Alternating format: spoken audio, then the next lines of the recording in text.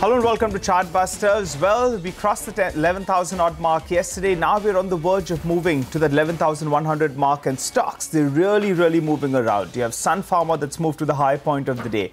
Entertainment as well has bounced back. It's back towards that 400 rupee odd mark. So pull up the stock out there as well. And Tata Motors has seen a sharp correction. All eyes on the management commentary as well as the numbers. That stock as well made a bit of an up move in the last few minutes. So good going out there, Mangalam. And after many days, the mid-cap index is doing an outperformance in comparison to what the headline index is doing. Absolutely, the mid-cap index doing fairly well, 150 points, and look at the green and the red lines. After a very long time, we've seen the green line above the red line after a very with a certain amount of distance. So nearly two stocks in the green for one in the red, and they are moving far apart. Keep an eye out on a couple of these stocks which are moving. CG Power, now the stock has taken a bit of a tanking in the last few months, currently moving higher as we speak. CG Power is at the high point of the day with a gain of about 9%. We have Wockhardt too thrown in there with a gain of about 6%. So it'll be very interesting to see what exactly is happening out there. And then, of course, we have Siemens, which is moving on higher on account of the global development that took place. So first up, all the top stories, and then we get cracking with individual stocks that we're tracking.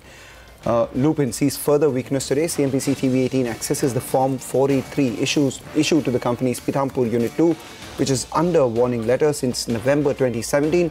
The US FDA has issued 6 observations, which include issues such as inability to thoroughly review unexplained discrepancies and lack of employee training.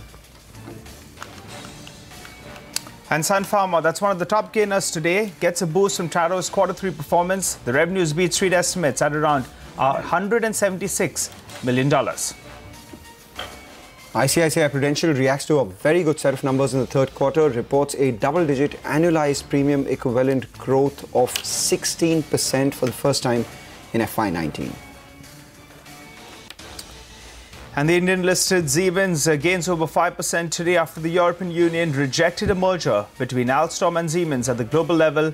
That's what's lifted an overhang on the Indian-listed company. Brokerages are bullish on this stock. Okay, all right. Nifty is moving higher. We are moved to the high point of the day as well. What's the trade on the Nifty though? That's going to be quite interesting. No one would have thought we would move to around the 11,100 odd level. So we are going into this monetary policy definitely expecting something. Just going by the moves on the headline index. But how do you trade the Nifty? We have Ashwini Gujral who joins in. Hi Ashwini. What's the trade at around this 11,090 odd mark?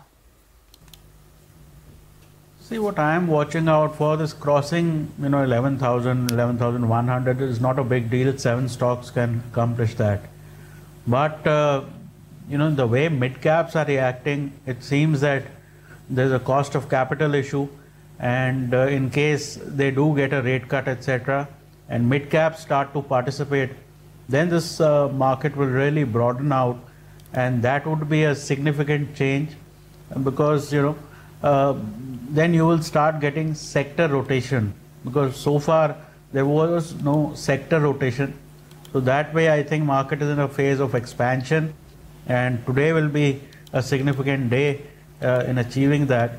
So get long on Nifty. Bank Nifty started a phase of expansion, and generally these expansions can last 4 to 5 sessions. Having said that, NBFCs are doing very well, particularly the mid-cap ones. So Canfin Home is a buy with a stop of 248, target of 262. India Bulls Housing is a buy with a stop of 660, target of 695. And REC is a buy with a stop of 118, target of 130.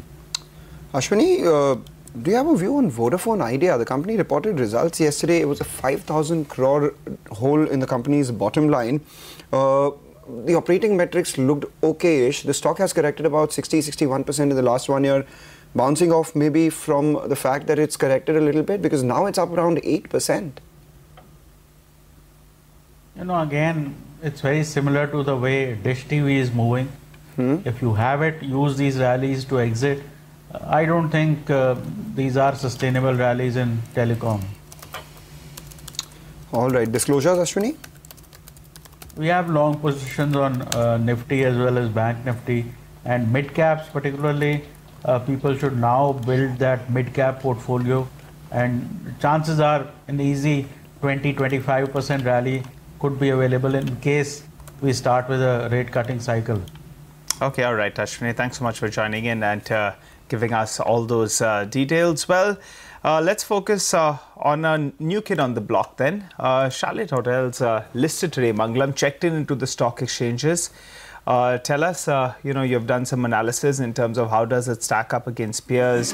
What does the company do on the whole? Well, the valuations are fair, and which is why the stock is perhaps holding up in the green as well. But the response to this IPO was fairly tepid. The retail, for instance, subscribed only 3% of the total offer, and majority of the 1.5 times subscription came in from the qualified institutional buyers or the funds themselves.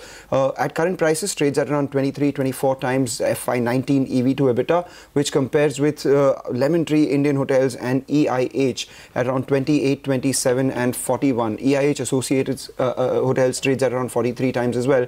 But if you take a look at it, EV per room, it looks a little expensive as compared to the most recent listing, which is Lemon Tree Hotels. So what does the company do? Basically, it's a part of the real estate developer K. Raheja Group, owns, develops, and is an active asset manager of high-end hotels. In Mumbai, you would know, Nigel, they have the JW Marriott, the Westin, as well as in Powai, the Renaissance Hotel too. Along with that, they have they share about 8 to 12% of the royalty with the brand owner, which is JW Marriott and Westin. Apart from that, they have a self-managed hotel under the name 4 Points by Sheraton. All third-party hotels that the company has is built on self-owned land, so they save rent expense out there. And the Navi Mumbai hotel that they have, which is 4 Points Sheraton, which has a lease for which the residual lease period is 45 years. So there is a fair amount of strength in the company's business model. However, they have a fair amount of debt, which is why the IPO. So proceeds will be used to repay the debt. So let's take you through the positives and the negatives of the company. Strong business model, owned land, positive outlook for the hotel industry. We've been talking about how the supply is likely to be slower than the demand, which will be higher. Strong brands in important cities. We have JW Marriott, Westin, as well as Renaissance. But the negatives: net debt of close to 2,400 crores. They're paying back. Let's see, how much they pay back. Because the IPO fresh issue was close to 950 crores. So even if they can halve the interest cost, it boosts their profitability a fair amount. But again, the hotel business is such, the ROE is very low. 2.5%, ROC is 4.5%, much less than perhaps even the cost of capital. For them also it is lower because they own the land, they own the assets. Yes, so it's not the asset light model.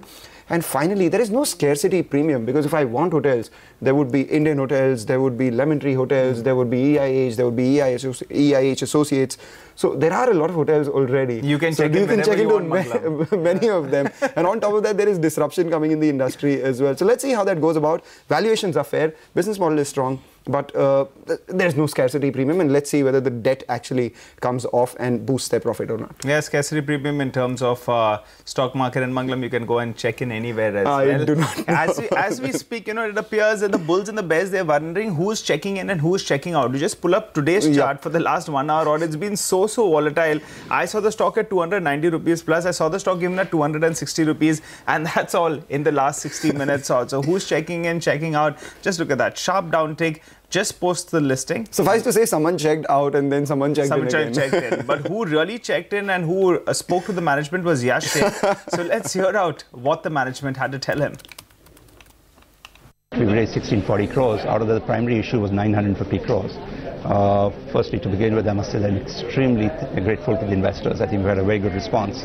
And this 950 crores plus some other debt that's coming back to us will give us about 1100 crores of capital that will be put to use. We expect to bring down the debt from 2500 crores to yesterday by this evening to about 1500 odd crores, which will free up a lot of capital for us. Okay, so the major portion is going to be used to pay down debt, which comes to around 1500 crore.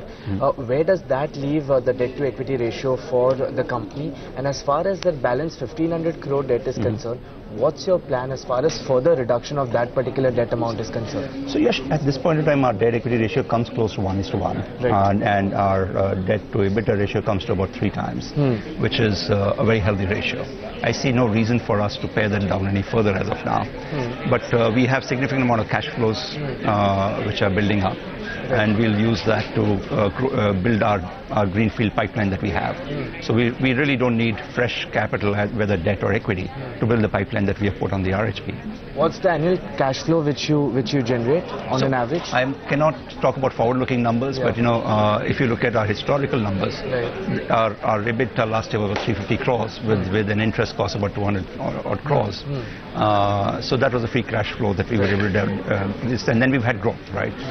Historically, our growth's been very aggressive at 23% on top line, and from 16 to 18, our growth was, EBITDA growth was almost about 50%. So all of that will add on very rapidly from here onwards. To speak about the financials now, of course, as far as the top line is concerned, just in the last 4 to 5 years, that has been growing at around 15.5% CAGR. How sustainable is that revenue growth? And as far as the third quarter for FY19 is concerned, what's your understanding as far as revenue growth is concerned, and how do you see the financial year FY19? So we haven't disclosed, we haven't released the quarter 3 numbers as yet, so I'm not at liberty to speak about them. But I think our H1 numbers are very strong, with occupancy is now climbing up to 75%, average room rates at 7,700 for the first half of the year, which typically is lower than the rest of the year. So it's healthy numbers, and with the strength of the portfolio and the strength of the market, the fact that we are in an upcycle, combined together should continue to give us very healthy growths. As far as your profit growth is concerned, that has been very volatile. You've been loss-making for 3 out of the total last 5 years. Why is there so much volatility, A, in terms of your profit picture, and B, in your sense, what's a sustainable profit picture that you would want investors to look at? So, look, I don't think they've been volatile. The volatility has happened on account of 2 or 3 things. Number one, in 2017, we had one-off income of over 150 odd crores, which drove profitability. But if you look at the growth without all of these unusual events that have happened, our growth's been very steady. And year on year, we've been building on EBITDA numbers very aggressively. Today, the company is at 38% EBITDA number. The hospitality segment is delivering 40% EBITDA numbers. And there's no reason why we cannot grow any further from there onwards. I think what needs to be looked at is, where's the EBITDA at? What's our debt service capability out of that EBITDA? And what sort of free cash flows are we able to throw up? Absolutely. And those free cash flows, are they enough to develop the pipeline, therefore ensuring that we don't increase any more debt? And if you look at the numbers, if you do an analysis of the numbers, you'll find that it's very sustainable. As far as the expansion plan is concerned, of course, majorly you're present in the metros currently. What sort of expansion plan do you have for the next 3 to 5 years? And what's your plan as far as the tier 2 segment is concerned? Are you even looking at that right now? So let me answer the first question first, which is basically on the expansion plans. We've got 3 hotels under development today, totaling up to roughly around 580 odd rooms. We have 2 office towers, both co-located in the hospitality, land parcels, totaling up to 1.1 million square foot of leasable space. And these lie in the deep markets of Bombay and Bangalore. So clearly the pipeline is very strong. We are expecting to complete all these projects by FY22, and they will literally add another 40-50%, to the portfolio. And in terms of revenue and EBITDA, the potential of these new assets adding are very aggressive. All right, so that was the new kid on the block, Charlotte Hotels. With that, we slip into a short break, come back and we get you what to expect from Shakti Kanta Das's maiden policy.